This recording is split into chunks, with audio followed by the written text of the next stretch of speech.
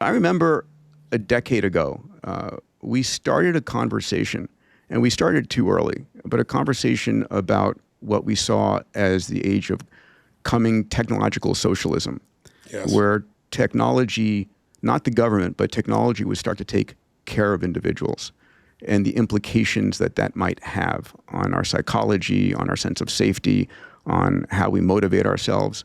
And, he said literally that he expects in the next 3 to 5 years that AI and robotics would fundamentally displace all human labor. And if you look at the history of change, you can go back all the way to Luddites, if you remember studying your history in the 1800s in England, and they created these machines that displaced about 70% of the jobs. And what did people do? They rioted. You had thousands of people. You had them attacking with hammers to destroy these machines.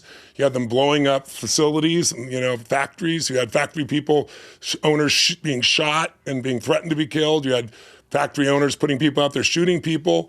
The government in England passed a law in the first year of this kind of 5-year cycle, basically, saying that if you destroyed a machine, it was capital punishment. They hung 24 people publicly to try to stop this. You walk across the street and get hit by a car and, you can't walk for 6 months or forever. Things like this have always been a part of our lives. Who's going to hire a truck driver that can work 8 hours a day maximum? They cost a lot of money for their health insurance. It's always going up. They complain. When you can have a truck that drives 24 hours a day, probably cheaper insurance, doesn't make the mistakes, don't have to pay the health care, and you can depreciate the asset. So I said, if you just take that category alone, those truck drivers, Uber drivers, taxi drivers, that's 8 million jobs. And I said, so what are you guys doing, at the governmental level to anticipate this? Work hard in school, go to good college, get a degree, get a great job, and all of a sudden that gets just disrupted.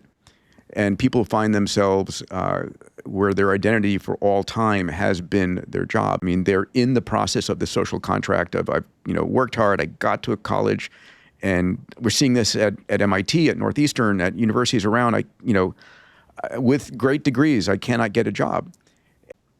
So how do you think about social unrest coming?